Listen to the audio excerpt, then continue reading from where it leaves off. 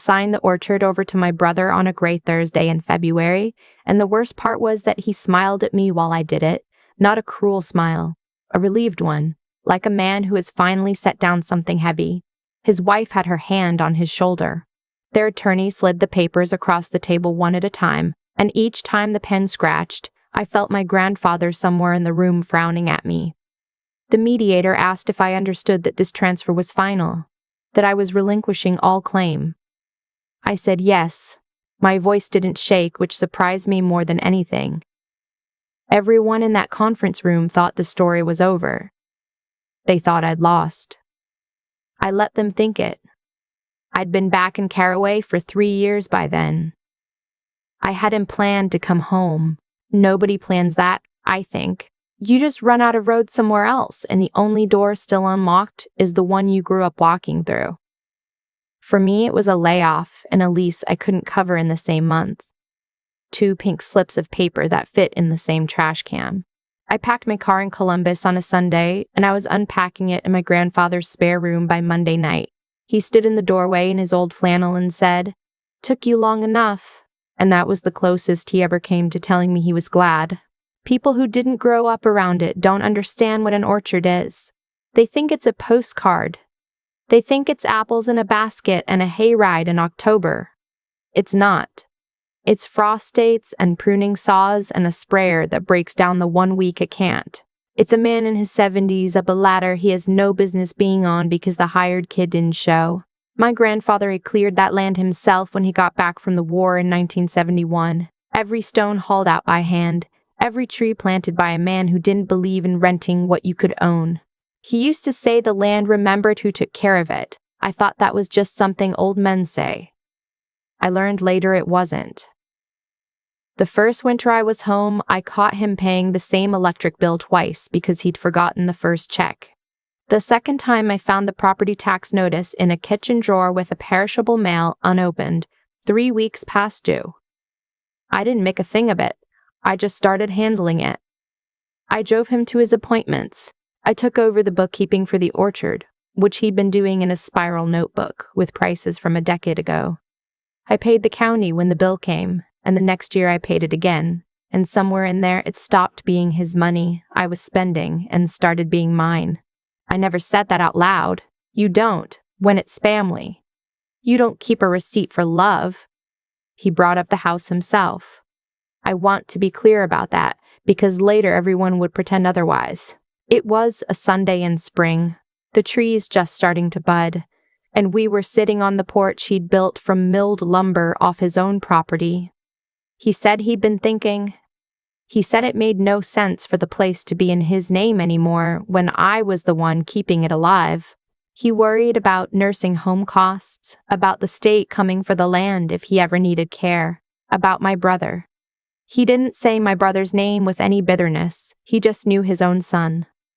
We went to a lawyer in town, a small office over the credit union, and the lawyer explained every line. Deed, transfer, the conservation easement that had been on the land since before I was born, the one my grandfather signed in the 80s so nobody could ever carve the orchard into housing lots after he was gone. The lawyer asked him twice if he was certain. He said he'd never been more certain of anything. He signed. I signed. We got pie afterward at the diner on Route 9 and he made fun of me for ordering decaf. Nothing changed in how we lived. He stayed in the house. I never paid myself a dime out of the orchard, just plowed it back in. When the roof started leaking over the back bedroom, I put $14,000 on a HELOC to replace it, because the alternative was watching the ceiling come down on the man who raised me. When his heart gave out 2 winters later, it happened fast. And it happened at home, which is the one mercy he got. I held his hand. He wasn't scared. I was the one who was scared. My brother came back for the funeral in a charcoal suit that cost more than the casket. He lived 2 states away and did something in finance that he could never explain in a way that sounded like a job. We'd never been close. He was 9 years older and gone by the time I was old enough to remember much. Off to college and then a city and then a wife. I'd met maybe 4 times. At the reception, he hugged me a beat too long and said all the right things, and I believed every one of them. That's the part I'm most embarrassed by now. I believed him. The certified letter came 11 weeks later. I remember it was a Tuesday because Tuesdays I drove into town to pick up feed for the chickens and the mail had piled up. It was tucked between a seed catalog and a card from a neighbor. I opened it standing at the counter with my coat still on. The language didn't land at first. Legal writing is built that way, polite and cold, telling you the most violent thing in the calmest possible voice. My brother was suing me. He and his wife were petitioning to void the deed transfer. They claimed our grandfather hadn't been of sound mind. They claimed I had isolated him, manipulated him, taken advantage of an old man's decline to steal what should have gone to the family. They wanted the house, the orchard, all 41 acres of it. I didn't cry.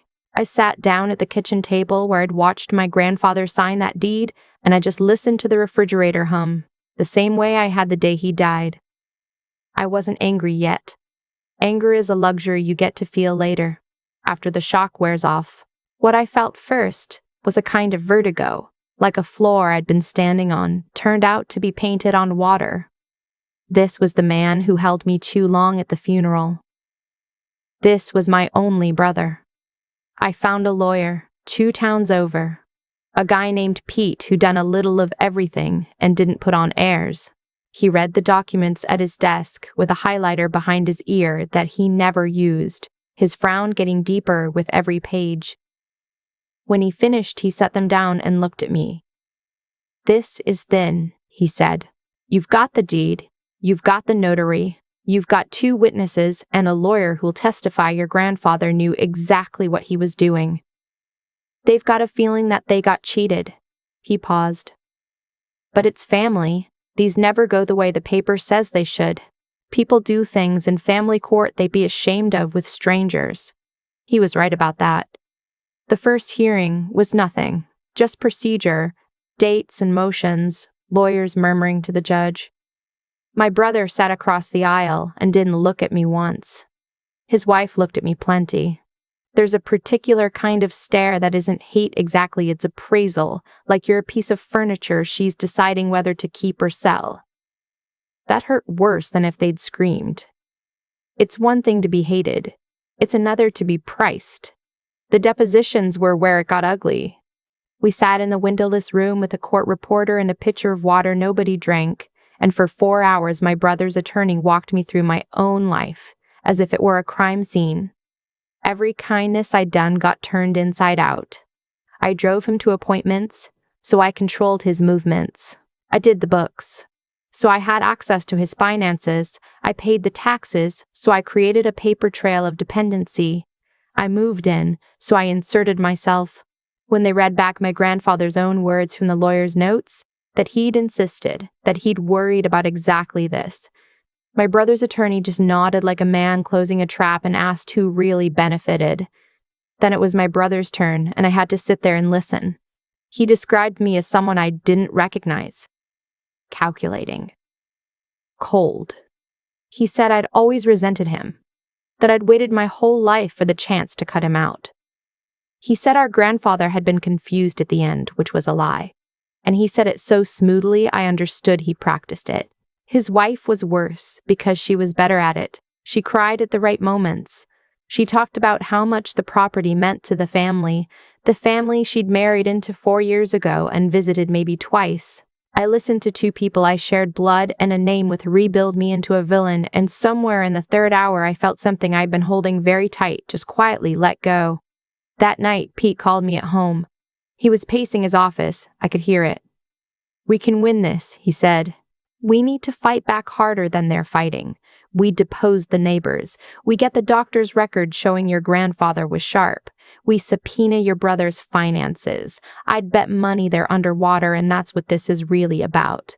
We make them sorry they ever filed." He had the heat of a man who believed in winning, and I understood it. I did. It was his job. Winning meant protecting me. But I lay awake that night and I realized I wasn't afraid of losing the orchard. I was afraid of what I'd have to become to keep it. To win the way Pete wanted, I'd have to put my brother on the stand and take him apart. I'd have to prove our grandfather smart by proving his son a liar in open court, on the record, forever. I'd have to make the rest of my family choose. And even if I won every motion, I'd be the woman who destroyed her own brother over apple trees, and I'd have to live inside that woman for the rest of my life. I started reading the documents differently after that, not like a defendant, like a steward, the way my grandfather would have. I went through every page tied to that land, the deed, yes, but also the easement, the old agreements, the obligations that have been sitting in a folder for 40 years. And the further I read, the clearer something became that my brother, with all his finance, had clearly never bothered to learn. He thought he was suing for an asset. He thought 41 acres meant a payday, sell to a developer, cut it into half-acre lots, walk away with a fortune. I know that's what he thought because his wife had said as much at the deposition, talking about unmocking the value. But the conservation easement my grandfather signed in 1986 made that legally impossible. The land could never be subdivided, it could never be developed.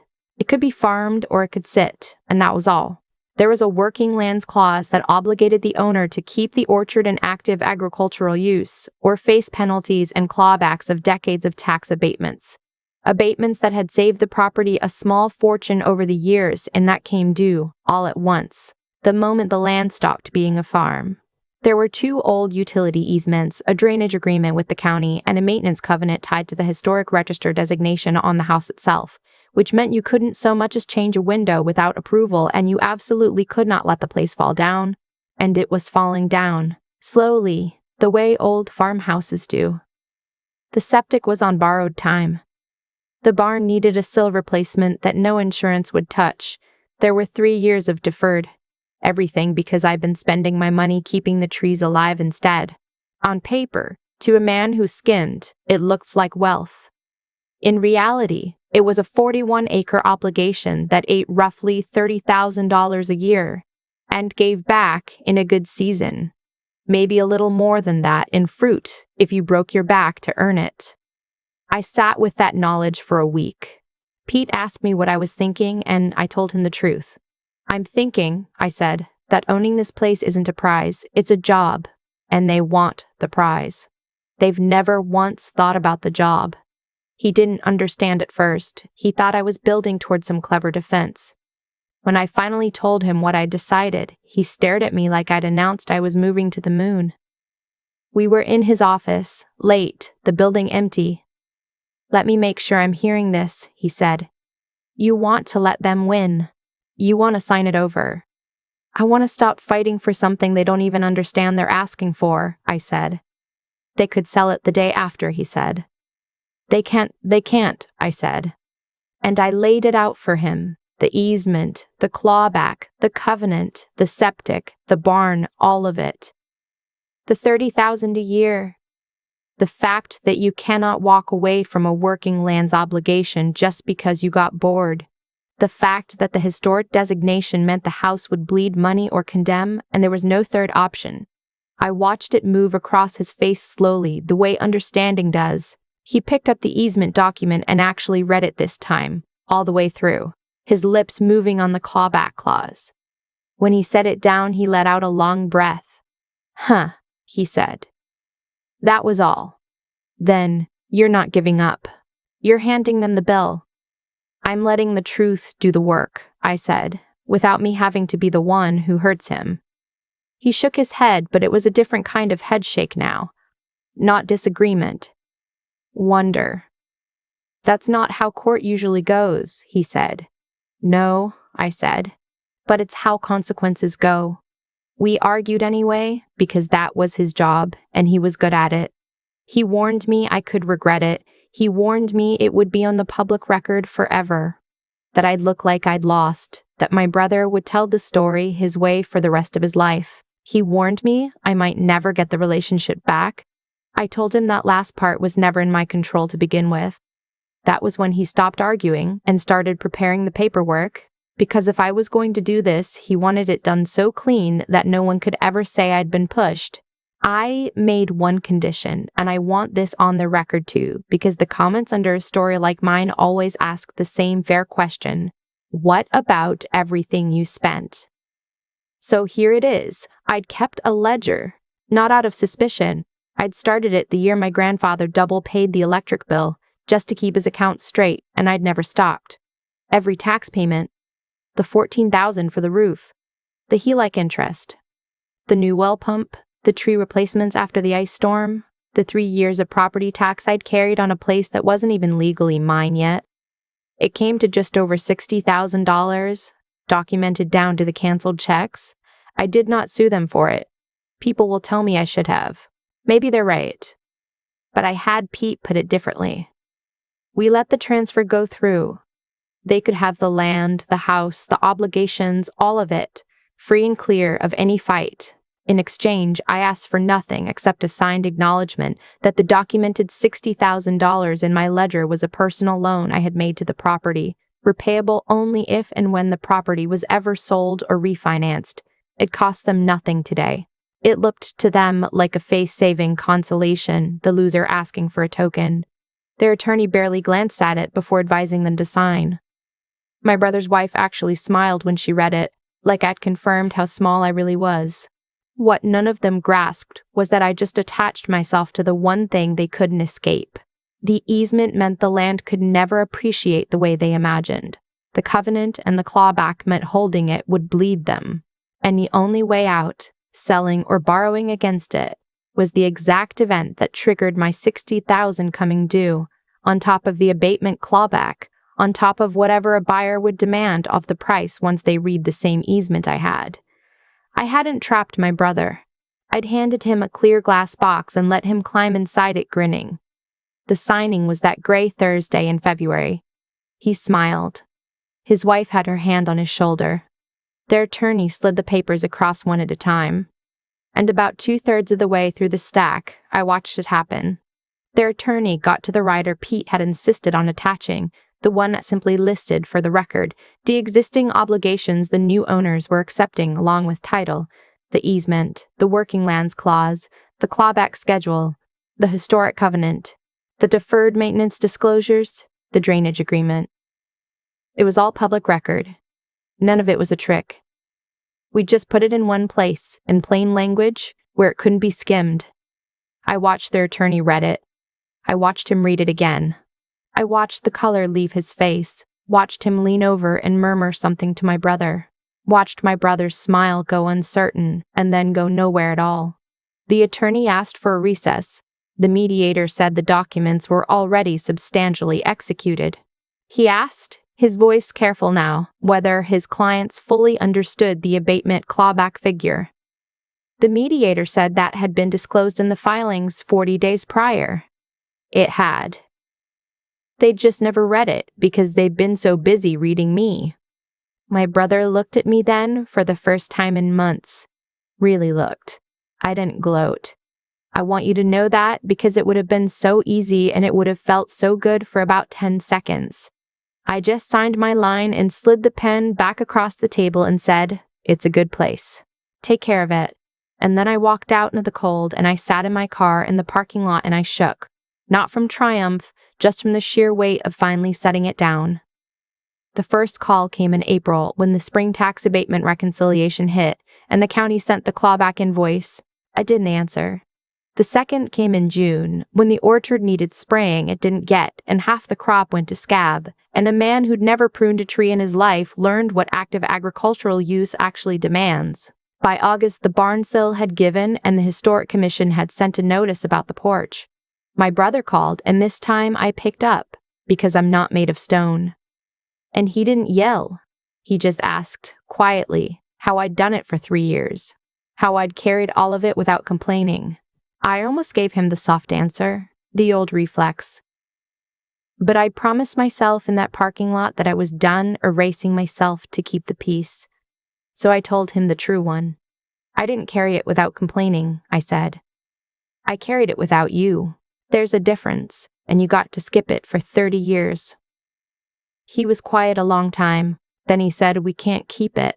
And I heard in his voice that he already knew what that meant, that selling triggered the clawback, and my $60,000 and a buyer's discount all at once, that he'd come out the far side of this with less than nothing.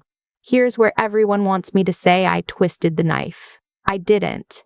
But I also didn't do the thing I would have done 3 years earlier, the thing my whole life had trained me to do, which is rush in and rescue and pay and fix and absorb the cost so no one else has to feel it. I didn't offer to buy it back at a loss to save him. I didn't write another check. I said, I'll buy the orchard at fair market value, easement and all, with the clawback and my loan netted out of the price. Have your attorney run the numbers. It's a fair deal, and it's the only one I'm offering. It was fair. It was also a fraction of the fortune he'd imagined in that deposition when his wife talked about unlocking value. But it was real money, and it was a clean exit, and it was more mercy than the lawsuit had shown me. His wife wanted to fight it. I heard that secondhand. But there was nothing to fight. The obligations were on the public record where they'd always been, and a man can only stare at a 41-acre money pit he's legally chained to for so long before the math wins. They took the deal in October, almost a year to the day after they dragged me into court. I closed on the orchard the week of Thanksgiving. I stood in the kitchen where my grandfather signed the first deed and signed it back into my name, and this time my hand really did shake, but it was a good shake. My brother and I are not what you'd call close, even now. I won't pretend we hugged it out and the past dissolved, but something shifted. He came up the next spring, alone, no charcoal suit, and he helped me reset fence posts for 2 days and didn't say much and didn't need to. At one point, leaning on a shovel, he said, I thought you got the easy thing. The house. The land. I thought I got cut out of the easy thing. And I said it wasn't easy, it was just quiet. And quiet looks like easy to people standing far away. He nodded like that cost him something to accept, and I think it did. He told me before he left that their lawyer had warned them the day after the signing, had called them into his office and told them what they'd actually won. My brother said the man looked like he'd aged a year in a night. I didn't feel any satisfaction in that, which surprised me. I'd expected to.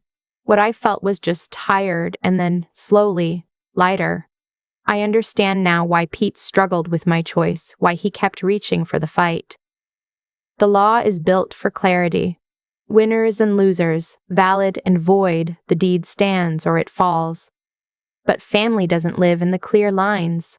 It lives in the gray, in the space between what someone intended and what they did, between the love that's real and the resentment that's also real, both true at the same hour. There was no motion Pete could have filed that would have given me what I actually needed, which was to walk out of that courthouse still recognizing the woman in the mirror. So if you're listening to this and you're the one in your family who quietly covers things, the bills nobody mentions, the parent nobody else will drive, the house nobody else will keep from falling down, I want to tell you the one thing I wish someone had told me before that certified letter landed on a Tuesday. Your worth is not the sum of what you carry in silence. Love is not supposed to require you to disappear. And doing the right thing does not always look like winning in front of a judge. Sometimes it looks like setting the weight down and letting the truth stand up on its own, even when standing up takes a season or two longer than you'd like. The orchard is mine again. The trees are heavy this year, the heaviest I can remember. My grandfather used to say the land remembers who takes care of it. I didn't believe him when he said it. I believe him now. If any part of this landed somewhere true for you, sit with it a minute before you scroll on. Think about the weight you're carrying that nobody handed you on purpose, the one you just picked up because someone had to, and you were the one standing closest. Ask yourself, honestly, which part of it is actually yours. And if stories like this one mean something to you, the quiet ones about ordinary people and the hard, unglamorous choice to do right without burning everything down, then stay a while. There are more of them here, and I'll keep telling them as long as you keep listening. The thing I keep coming back to is the parking lot, sitting in my cold car after I signed the orchard away, shaking, and how, looking back, that was the moment I actually won, even though every paper in that building said I'd lost. Cause and effect is patient in a way people aren't. My brother filed because he thought ownership was a prize you grab. I let him grab it because I'd finally read closely enough to know it was a job nobody hands back willingly. The same easement my grandfather signed to protect the land became the exact thing Wesley couldn't escape. I didn't punish him. I just stopped standing between him and the truth did what truth does when you stop arguing with it. I used to believe being good meant absorbing every cost so no one else had to feel it. I paid the taxes twice, fixed the roof, kept Pop's trees alive, and told myself silence was love. It wasn't, not entirely. Some of it was fear dressed up as virtue. What I learned the hard way is that doing right by people sometimes means letting them face the weight of their own choices. Refusing to bail Bryn and Wesley out a second time wasn't cruelty. It was the first honest thing I'd done in years. Carrying a clean ledger and asking for what was fair no more was how I kept my hands clean without going hungry. I think clearly now about a thing I used to feel my way through blindly. The orchard taught me to read before I react, to look past what something looks like from far away and learn what it actually demands of close. Almost everyone who saw me sign assumed I was weak. They couldn't see that I'd already done the math they never bothered with. Seeing the whole board before you move, that's not coldness. That's the difference between being used and being free. And none of it would have mattered without the part that doesn't photograph well, the showing up. 3 winters of frost, dates, and broken sprayers, and a man up a ladder he had no business climbing. The grit to keep going when no one's clapping is the least glamorous strength there is, and it's the only one that holds when everything else gets contested in a deposition. So if you carry more than your share quietly, hear me. Your worth isn't the size of what you swallow without complaint. Stand up for what's right, even when standing still looks smarter. Learn the real cost of the things people are fighting over. And keep doing the slow, unwitnessed work because the land remembers who tends it, and so, eventually, do the people who once forgot you.